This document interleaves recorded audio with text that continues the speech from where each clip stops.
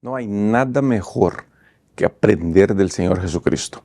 En el estudio de esta semana vamos a ver 5 historias diferentes donde podemos sacar lecciones increíbles para nuestra vida y para nuestra manera de vivir la fe y la religión. Así que, bienvenido a un nuevo estudio de la Palabra de Dios.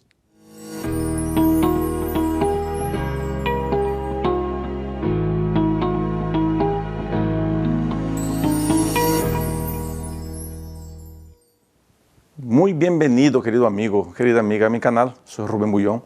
Este video es el estudio de la lección de la Escuela Sabática, lección número 3, que trae como título Controversias. Antes de avanzar, quiero agradecerle a todos ustedes que siempre son parte de mi canal. A cada día que pasa recibo más y más mensajes de personas comentando de cómo el material que produzco aquí, juntamente con mi esposa o por veces solo, ha sido de bendición en la vida de ustedes y no tienen idea de cómo eso me alegra y me motiva a seguir trabajando, a seguir invirtiendo mi tiempo en estas producciones, en este canal. Estoy grabando aquí desde mi casa y es siempre un gusto abrir mi casa para que usted pueda ser parte de mi vida también. El estudio de esta semana es un estudio muy interesante. Vamos a hablar sobre controversias, aparentes controversias que vamos a encontrar en la Biblia, en 5 historias que vamos a estudiar del Señor Jesucristo. Pero bueno, comencemos con el verso para memorizar primero y eso nos va a ayudar a dar un punto de partida al estudio de esta semana. También les dijo, el sábado fue hecho para el hombre y no el hombre para el sábado. Así, el Hijo del Hombre es también Señor del sábado. Marcos capítulo 2, versos 27 y 28. Durante esta semana vamos a estudiar 5 historias del Señor Jesucristo que traen algo de controversia. Ahora, esa controversia, y una de las cosas que nos vamos a dar cuenta durante este estudio, es que la controversia está no en la acción del Señor Jesucristo, y sí en la cabeza de los líderes o de aquellas personas que estaban lejos de la realidad de Dios. Y ese es un punto, queridos amigos, queridas amigas, que es muy importante. La controversia nace de una mente enferma. En el estudio de esta semana vamos a ver la enfermedad de los fariseos, por ejemplo, de los escribas, de algunos discípulos de Juan, de la mamá y de los hermanos de Jesús. Cuando uno está cumpliendo con su misión, cuando uno está trabajando por Cristo, cuando uno está dedicado a la misión, muchos verán controversias donde no hay nada. Muchos crean controversias desde su perspectiva fanática, desde su perspectiva obsesionada por la religión. Veremos que los fariseos, para ellos, la religión era más importante que las personas, y para Cristo claramente no es así. Las personas son más importantes que la religión. Por eso el estudio de esta semana será controversial, pero no para aquellos que están en Cristo, no para aquellos que entienden lo que Cristo quiere decir, y sí para aquellos que, aunque le aparezca un ángel predicando, jamás entenderían. Así que te invito a que te quedes durante todo este estudio, porque veremos cosas muy interesantes que encontramos en el Evangelio según San Marcos. En las lecciones del día miércoles y jueves vamos a ver lo que el autor llama historias sándwich, que son historias que el evangelista comienza para inserta una historia, añade una historia y después cierra la primera historia. Son estructuras muy interesantes del libro de San Marcos que nosotros podremos estudiar mejor, no solamente hoy día, sino durante todo el trimestre.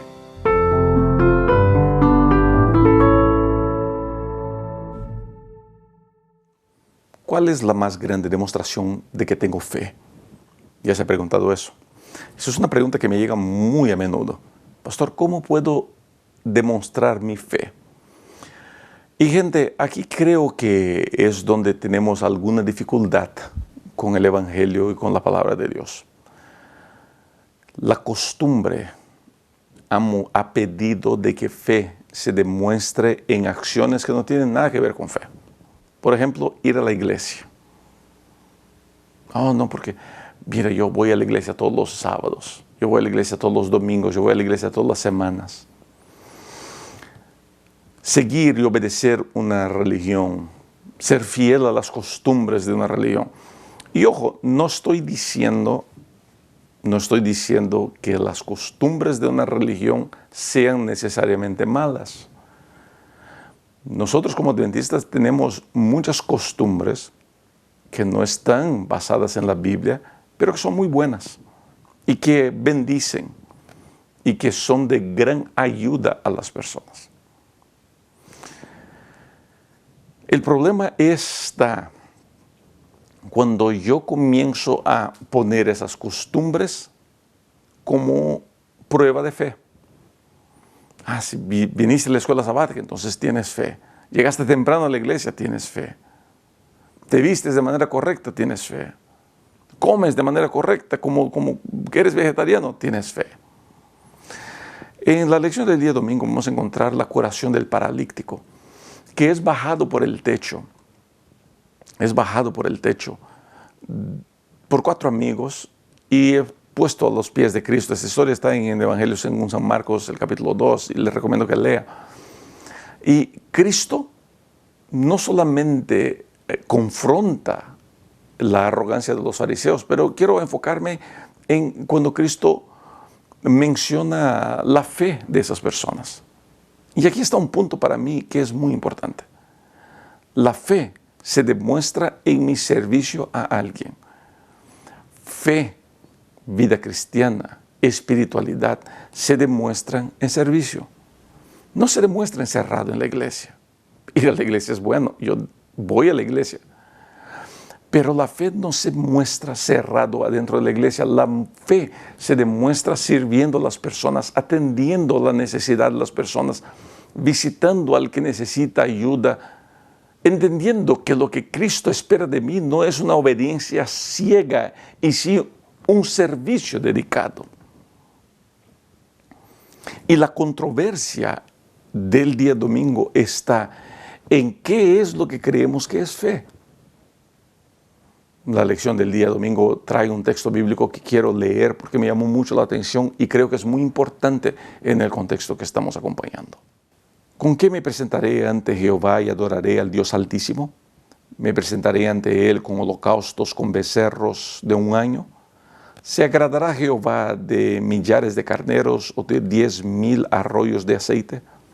Daré mi primogénito por mi rebelión, el fruto de mis entrañas por el pecado de mi alma. Oh hombre, Él te ha declarado lo que es bueno, y que pide Jehová de ti, solamente hacer justicia y amar misericordia y humillarte ante Dios. Miqueas capítulo 6, versos 6 a 8. Uno de los tristes problemas, una de las tristes realidades de muchas iglesias, adventistas y no adventistas, es que perdimos el enfoque de qué de verdad es la misión, de cuál es el centro del Evangelio. Nos preocupamos más con las tradiciones, con nuestras opiniones, que con servir, con humillarnos delante de Dios, servir a mi prójimo, predicar el Evangelio. Estamos más preocupados en lo que se hizo en las Filipinas, estamos más preocupados en lo que se hizo en Japón, en criticar A, B o C, que en servir un plato de comida a quien trae de verdad hambre y necesidad. Si el Evangelio no hace de mí una persona más amable, si el Evangelio no hace de mí alguien que está más dispuesto a mirar la necesidad de mi prójimo, entonces el Evangelio yo nunca lo conocí. Encerrado en las bancas de una iglesia, criticando a todo mundo, no estoy viviendo el Evangelio, estoy viviendo la obsesión de los fariseos. Estoy viviendo la locura del farisaísmo que existe en muchas iglesias y en nuestro corazón. Nuestra misión es servir a nuestro prójimo, es atender la necesidad de aquel que necesita, es sirviendo a alguien que muestro mi fe. El punto alto de la lección del día domingo para mí son los 4 amigos que por fe, por amor y por saber que esta era la necesidad de este hombre, lo llevaron, lo subieron al techo, lo bajaron ¿Qué ganaron con eso? La alegría de servir. Y al fin, esa es nuestra gran recompensa.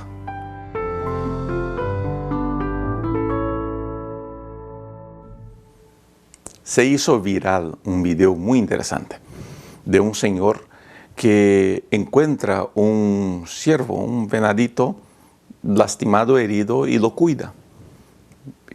Lo trata, le da de comer, hasta que entonces el venadito desaparece. Algunos días más tarde, el venadito reaparece a la puerta de la casa de ese señor, pero no está solo, está acompañado de varios otros. Vienen por la comida, vienen por el cariño, por la atención, y siempre siguen llegando. Interesante este video. Me hizo recordar el tema de la lección de hoy día. Cuando Cristo se encuentra con Leví, Mateo. Era un cobrador de impuestos. Si había una raza odiada entre los judíos, eran los cobradores de impuestos. Creo que, y eso es opinión mía, de que los judíos les odiaban más a los cobradores de impuestos que a los propios romanos. Porque los romanos pues eran los conquistadores y vinieron, pero los cobradores de impuestos eran judíos que de manera corrupta le sacaban mucho dinero a los propios judíos. Era una vergüenza, por decirlo así, ser un cobrador de impuestos. Y parte de los discípulos de Cristo, parte de los apóstoles, eran de esa gente.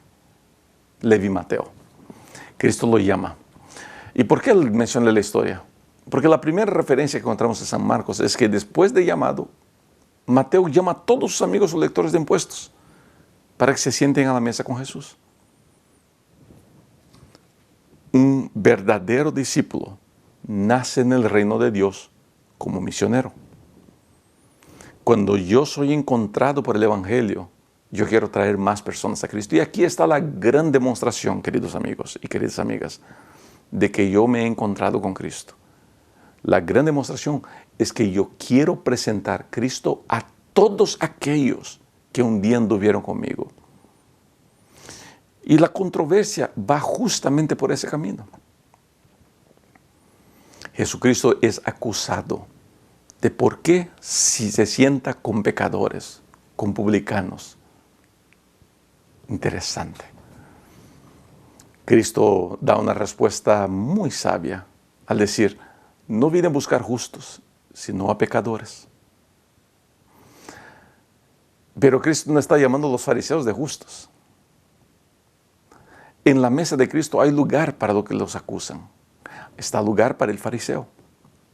En la mesa de Cristo hay lugar para todos nosotros. Siempre habrá un espacio a la mesa con el Señor. Se sientan ahí prostitutas, ladrones, fariseos, publicanos, pastores. Todos tenemos espacio a la mesa del Señor Jesucristo.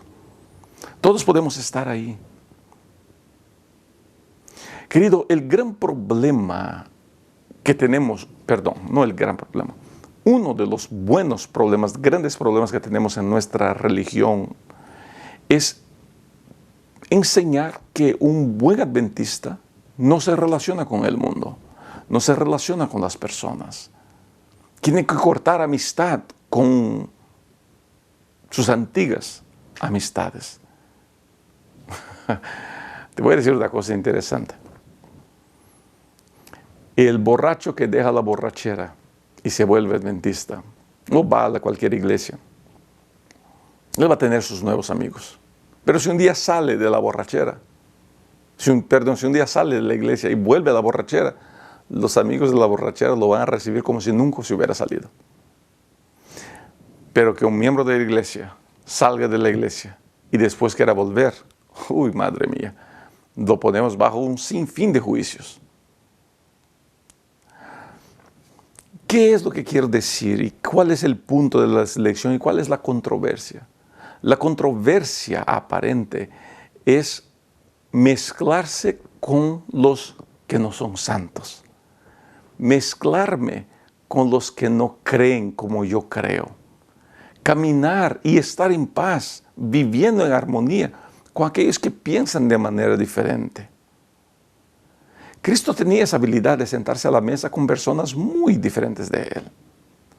No para vivir la vida de ellos, y sí para mostrarles a ellos que hay una mejor manera de vivir. No en palabras, no en predicación, y sí en silencio, con actitud, con una sonrisa. Otro punto de la lección es que aquí aparecen no solamente los fariseos ahora, aparecen los discípulos de Juan. Y lo que me llamó la atención en todo eso es que cuando uno está infeliz, comienza a querer compartir infelicidad. Los discípulos de Juan que buscan a Jesús tenían a su Señor, a su líder, preso. No creo que todos los discípulos de Juan llegaron a creer en Jesús como el Mesías. No tenemos esa información. Pero entiendo que muchos de ellos cargaron muchas dudas. Y esas dudas, por ver a su Señor preso, en peligro de muerte, esas dudas los llevaron a querer atacar a otras personas. La infelicidad de nuestro corazón nos lleva a compartir infelicidad.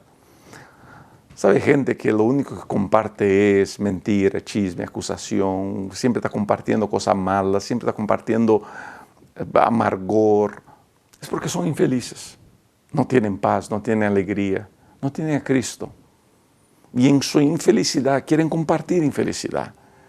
Y quieren llenar la vida de todo el mundo de infelicidad porque no hay mejor manera de anestesiar nuestra infelicidad, la miseria de nuestra vida, que hacer la vida de los demás miserable. El secreto para todas las situaciones es sentarme a la mesa con Cristo. Mientras más tiempo gaste con mi Señor, más tiempo de paz tendré. Cuanto más a la mesa con Cristo y más atendiendo a las personas, menos tiempo para infelicidad y miseria. ¿Cómo está tu vida? Valdría la pena que al estudio de hoy día apretes pausa al video y te preguntes, ¿estoy bien? ¿Estoy feliz? ¿Estoy avanzando por los caminos que debo avanzar? Eso, querido, es la gran pregunta del día.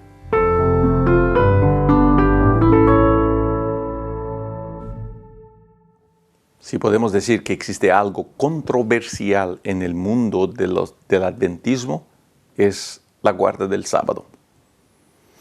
Interesante que tenemos muy poca información de cómo se guarda el sábado.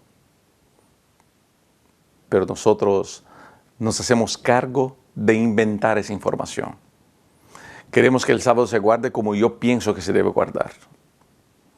No nos damos cuenta de que guardar el sábado es altamente influenciado por nuestra cultura, por nuestras maneras de ver la vida y por la manera como alguien me enseñó. Queridos, yo no estoy aquí para decirle qué se puede y qué no se puede hacer en el sábado. Nadie tiene ese derecho. Solamente la Biblia. Y la Biblia tiene muy poca información de cómo se guarda el sábado. ¿Se cocina en el sábado o no se cocina en el sábado? Esa fue una pregunta que contesté un día. ¿Se debe cocinar el día sábado o no se puede cocinar el día sábado? La respuesta es, no sé. Esa es una respuesta que usted tiene que contestar. Yo no puedo aquí estar dictándole a usted. Alguien me hizo una taza con una foto mía. Voy a hacer una taza con una foto mía diciendo así, no sé. No tiene idea usted de la bendición que es reconocer que no tiene todas las respuestas. Bueno, yo no sé. Lo que yo sé es lo que yo hago en mi casa. Yo no estoy aquí para dictarle a usted cómo se guarda el sábado. Vuelvo a repetir, nadie tiene ese derecho. La lección del día martes va a mostrar los discípulos de Cristo quebrando el sábado según la opinión de los fariseos. Y Jesús contesta a los fariseos mostrando que el sábado fue creado para el hombre. Y no el hombre creado para guardar el sábado. Solamente ese concepto de Jesús nos ayudaría en mucho a contestar cómo debo guardar mi día sábado. Ahora, y aquí está la controversia. Cristo no solamente cosecha en el sábado para comer con sus discípulos. Él sana a un enfermo el día sábado. Porque una de las cosas que yo entiendo que Cristo hizo muy a menudo fue confrontar los líderes religiosos con su fanatismo.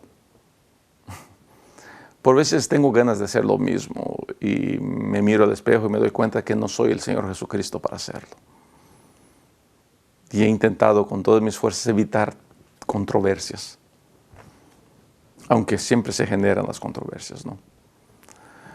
Pero una de las cosas que me llama mucho la atención es que los principales acusadores del Señor Jesucristo de que Cristo estaba quebrando el mandamiento del sábado, estaban planeando su muerte en el día sábado.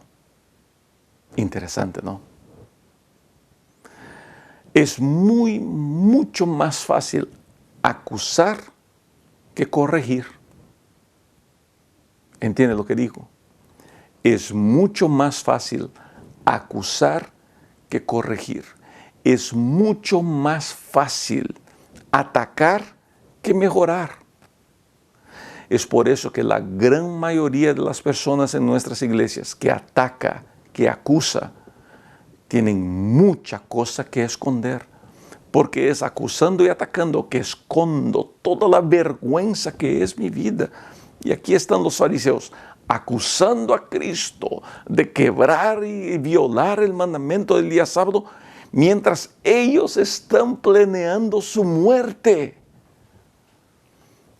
¿Se da cuenta del nivel de hipocresía que hay por detrás de eso? La religión puede, si no tiene a Cristo en el centro, llevarnos a vivir una vida llena de hipocresía, de mentira y de falsidad. Mi querida amiga, mi querido amigo, por eso es muy importante siempre estar mirando al espejo de la vida para darnos cuenta de que nosotros no tenemos el derecho de acusarle a nadie de nada. Pudiéramos hacerlo si fuéramos perfectos y no somos. Cristo, que fue perfecto, no lo hace. ¿Por qué usted piensa que es la misión de su vida corregir y atacar y acusar a las personas? Si usted es igual de pecador, o quizá peor. El sábado es una de las más grandes bendiciones que ya se le dio al ser humano. Y yo te quiero invitar a que vivas el sábado de la mejor manera posible, enfocado en servir, enfocado en estar en Cristo. Y si tienes eso en mente, saberás contestar la pregunta: ¿cómo guardo el día sábado? Y que el sábado sea una gran bendición en tu vida.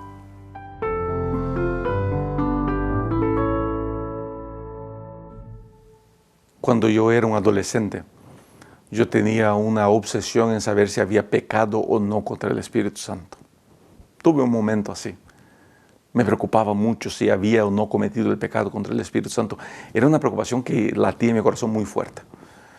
Hasta que un día me acerqué a un pastor bien viejito allá en el internato donde estudiaba en Brasil, y le hice esa pregunta: pastor, traigo este peso en mi corazón. ¿Habré pecado contra el Espíritu Santo? Yo creo que casi todos nosotros ya nos hicimos esa pregunta, ¿no es cierto? ¿Habré pecado contra el Espíritu Santo?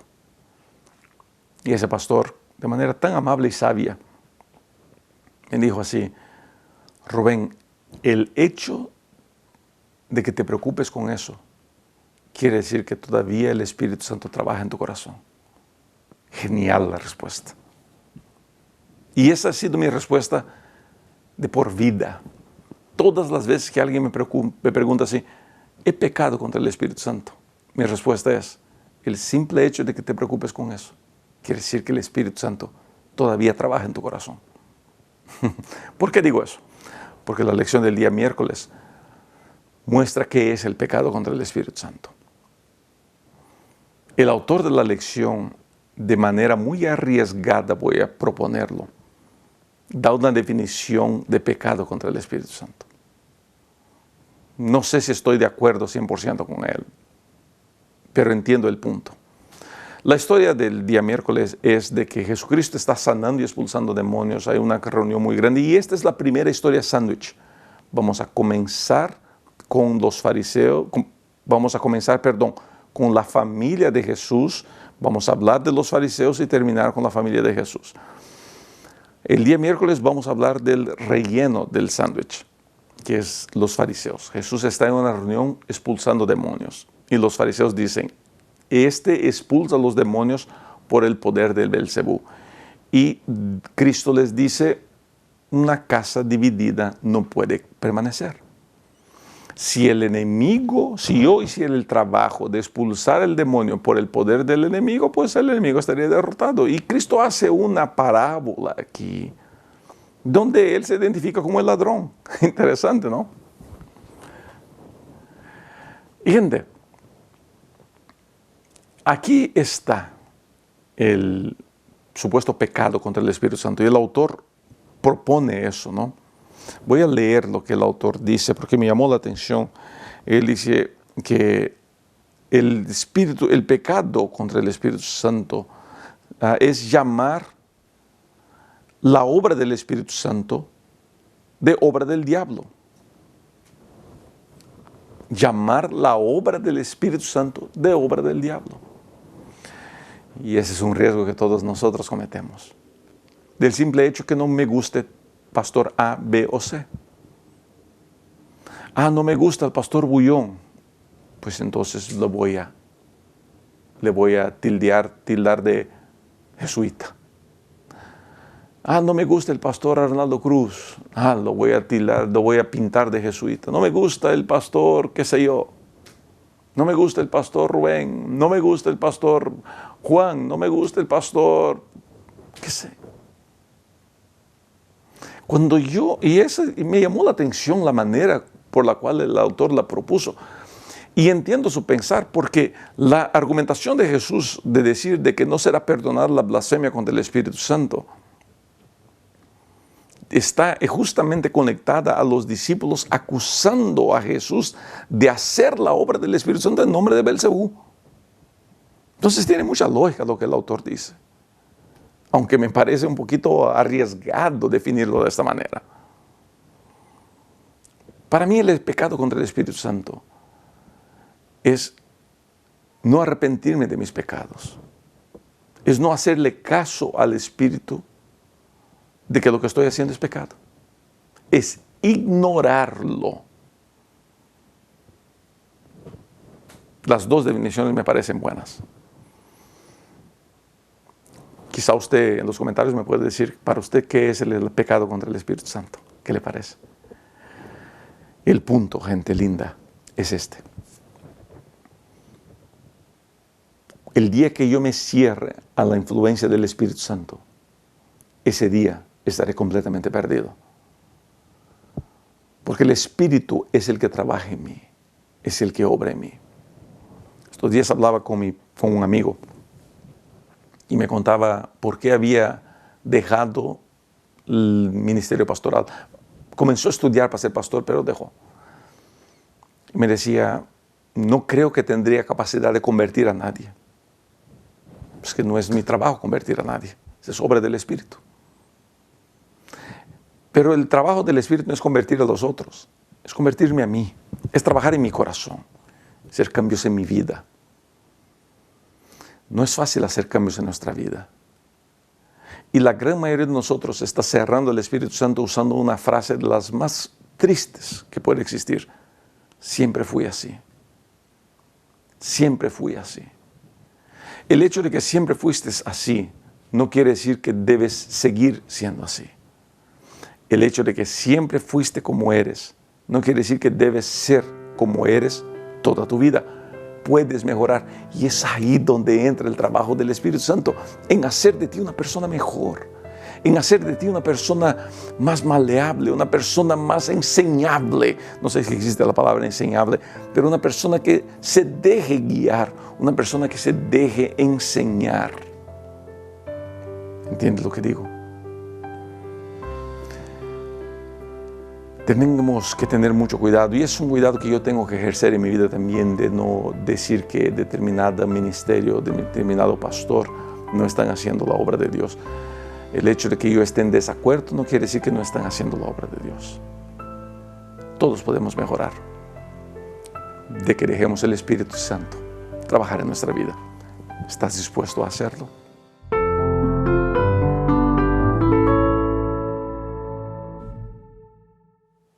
Yo tengo la dicha de haber nacido en una familia muy especial.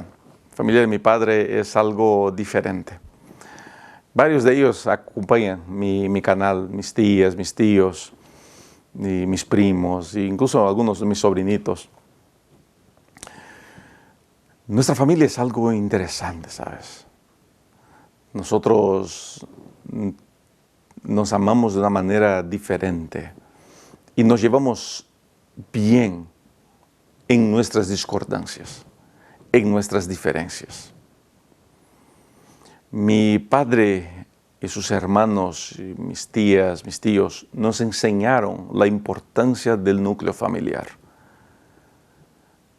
Y donde quiera que estemos, siempre estamos conectados como familia. Pero como yo quisiera decirles que todas las familias son así, o que en todo momento en mi familia fuimos así. Hay momentos que la familia se torna la gran dificultad de nuestra vida. ¿Cuántos mensajes yo recibo de gente diciendo, pastor, yo tengo que cortar con mi familia porque me hacen mucho daño? Y es una triste realidad. En la historia sándwich, parte 2, vamos a ver los panes del sándwich. Es la familia de Jesús.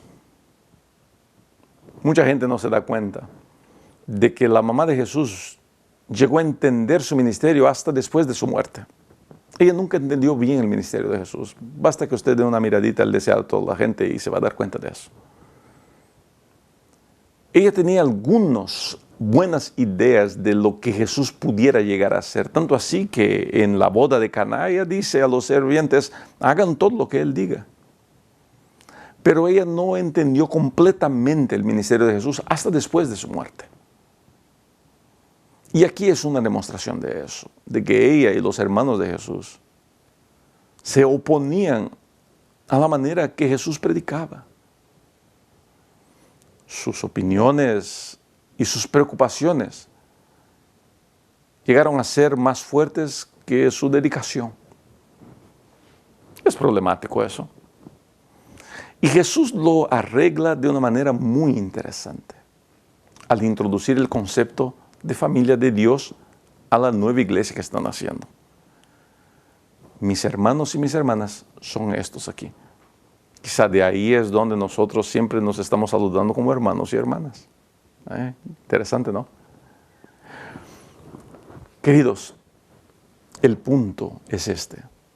La familia es muy importante, pero no es más importante que Cristo.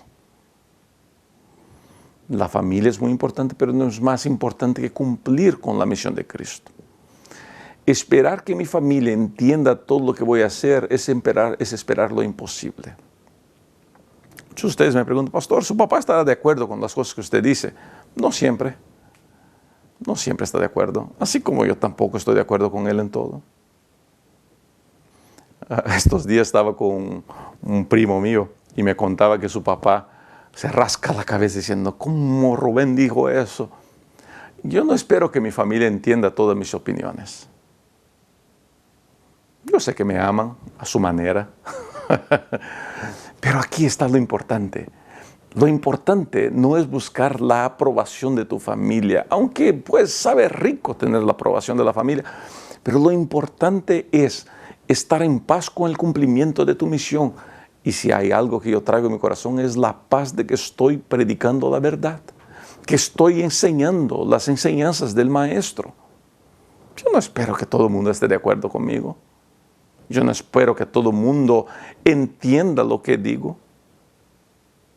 Y no espero que todo el mundo respete mi manera de pensar.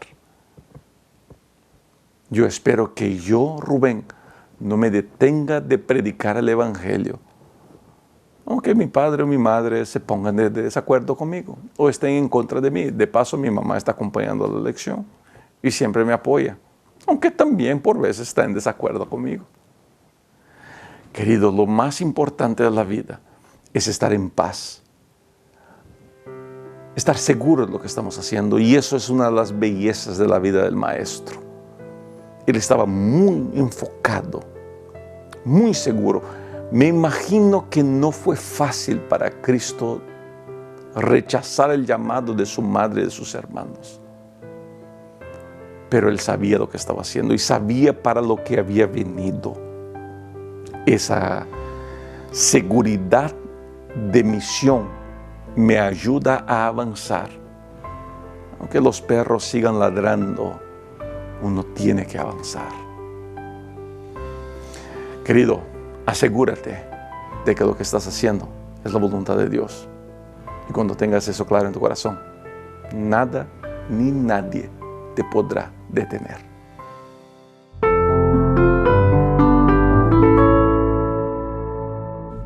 Estamos llegando al final del estudio de esta semana, un estudio que ha sido muy interesante. Querido, no se detenga solamente al escuchar mi video, vaya a leer los textos bíblicos, vaya a leer estas historias, medite en estas historias. Saque un cuaderno y escriba ahí las ideas que le brotan. Cuando pueda, con su familia, con sus amigos, dialoguen sobre eso. El Evangelio de San Marcos es uno de los evangelios más bonitos. Las historias que están ahí son increíbles. Vale la pena dedicar tiempo a ese estudio. Permítame leer una cita del Espíritu de Profecía que está en la lección del día viernes y ya para concluir el estudio, para concluir este video. Los espías no se atrevían a contestar a Jesús en presencia de la multitud por temor de meterse en dificultad. Sabían que Él había dicho la verdad. Antes que violar sus tradiciones, dejarían sufrir a un hombre mientras que aliviarían a un animal por causa de la pérdida que sufriría el dueño si lo descuidaba. Así manifestaba mayor cuidado por un animal que por el hombre, que fue hecho a la imagen de Dios. Eso ilustra el funcionamiento de todas las religiones falsas. Tiene su origen en el deseo del hombre de exaltarse por encima de Dios, pero llegan a degradar al hombre por debajo de niveles de las bestias. Toda religión que combate la soberanía de Dios defrauda al hombre de la gloria que le fue concedida en la creación y que ha de serle restaurada en Cristo. Toda religión falsa enseña a sus adeptos a descuidar las necesidades, los sufrimientos, los derechos de los hombres. El Evangelio concede un alto valor a la humanidad como adquisición hecha por la sangre de Cristo y enseña a considerar con ternura las necesidades y la desgracia del hombre. El Señor dice: haré más precioso que el oro fino al varón y más que el oro de Ofir al hombre.